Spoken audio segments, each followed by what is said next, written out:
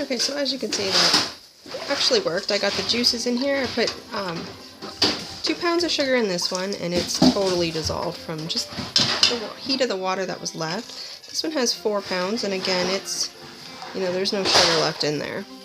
And this one again had 4 pounds, and there's no sugar left, so it's all dissolved. I'm just going to wait for it to cool a little bit more, and then I'm going to pour it into my carboy. But I'm going to put this one in here because I didn't actually use this one, so we're going to pour this one into the carboy, and then we're going to wait for this to cool a little more, and we're going to go ahead and dump those in there too. So we'll be back. Okay, so I'm going to go ahead and take a hydrometer read. I'm hoping it's to be quite high, and it's 1.15, which is good because I'm going to have to actually water this down a bit. So we're going to have, if I don't water this down, about 20% alcohol, whereas my yeast will only do 18, but like I said, I'm going to water it down, so I'm hoping it's going to be about 14 by then. I won't know until I add the water and figure out what the difference is, but I would guess it's going to be about 14% alcohol if you follow this recipe. So for some of you that might be a little high, for others it might be a little low. If it's too low, don't add water. Move this into a 4-gallon carboy or 3-gallon or even 4 gallons, single gallons, and keep it all. But again, I'm going to add water up till, you know, about here when it's done fermenting. So that's what we got so far, and we're going to wait a little bit longer. It's still a little warm before we pitch the yeast, and then we'll be back to put that in. Okay, so the solution's ready. We're going to pitch the yeast. Again, I'm using the EC1118. This is just water. Yesterday I used fruit juice, but I'm going to show you that you can just simply use water for this. Yesterday I stirred it.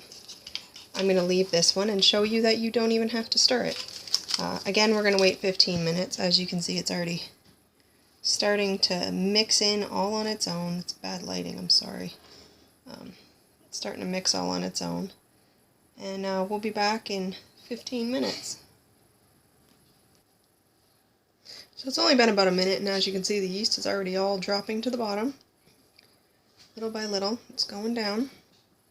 And then it's going to float back up to the top once it starts to activate. So it's starting. We'll be back in 13 and a half minutes now. Okay, there's 10 minutes left to this. It's all at the bottom except the stuff that was on the rim. It's just sitting at the bottom, and there's about a ½ inch of water on top of it all.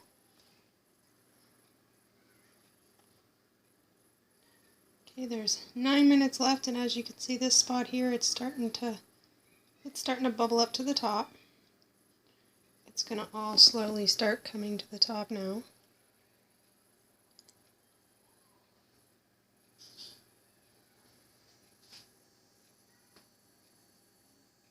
Let's see, it's getting bigger and bigger.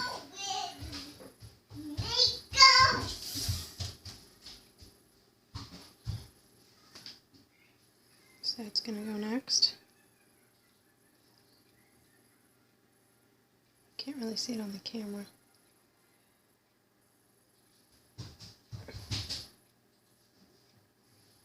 Popping up all over the place. Okay, so we'll be back in 8 minutes now we got left. Okay, there's 6 minutes left, and I don't think you can see it, but it's really starting to activate now. It's all kind of bubbling up. A few spots still down, but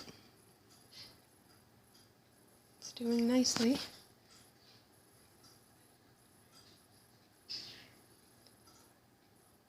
And we'll be back. Okay, it's been 15 minutes, so I'm going to go ahead and just stir this all up. Get all the yeast off the sides. You want as much as possible to go into your wine.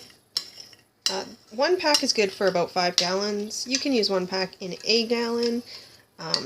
Like I said, if I was to do that, I'd probably split the pack up in half and do 2 different gallon jugs. I wouldn't try and split it for 3. You could, but you wouldn't be getting very much yeast. And I think that it'd be better to have more yeast. So we're going to pour this in and we'll be right back.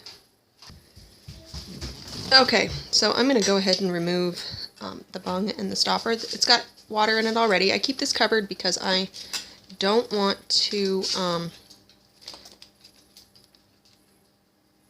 I don't want anything to get in here. One fruit fly, I don't know if I said that, one fruit fly in there and you're making all of that vinegar. So I don't have any need for that much vinegar.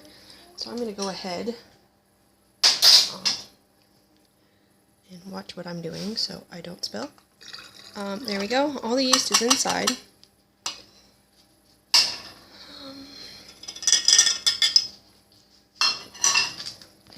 You should probably shake that. I'm just going to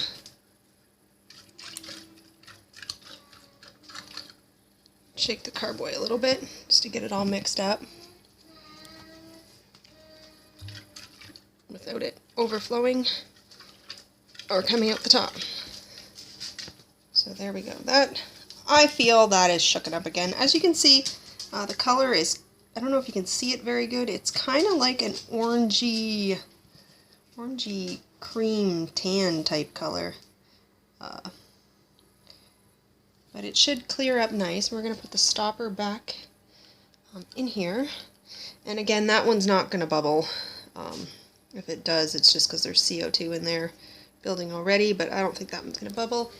The one we did yesterday, the blueberry wine, as you can see, it's really going now. That's what you want. Keep watching that. It's going to get a little faster, and then it'll slow down to almost nothing. And that's when you know it's pretty much done fermenting.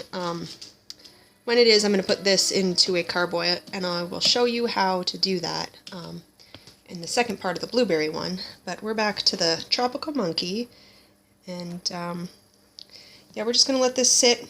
Maybe shake the jug, you know, like that every day for probably 5 days, and then I'll top it up with water, and by then it should be done any vigorous fermenting.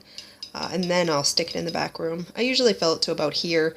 I know there's, you know, a bunch more in here I could fill it to, but I always worry it's going to bubble too much, and it'll fill all this with CO2 anyways, so as long as it's still fermenting a little bit, I don't have to worry about, you know, oxygen sitting in there, and the airlock's on, so that won't happen. So, yeah, stay tuned for part 2.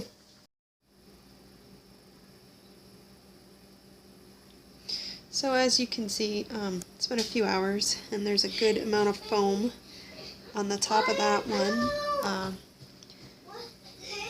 The airlock is going. We'll just sit here for a couple seconds. It'll bubble up. So I don't look like I'm lying. It's going to go. I promise. There it goes. Okay. So that's pretty good for only being in there for a few hours. Like I said, there's a good amount of foam. You can't really see because the glass at the top has some sticky juice to the outside. Maybe it could just be from it sweating inside as well. I'll shake that up tomorrow and we'll be back.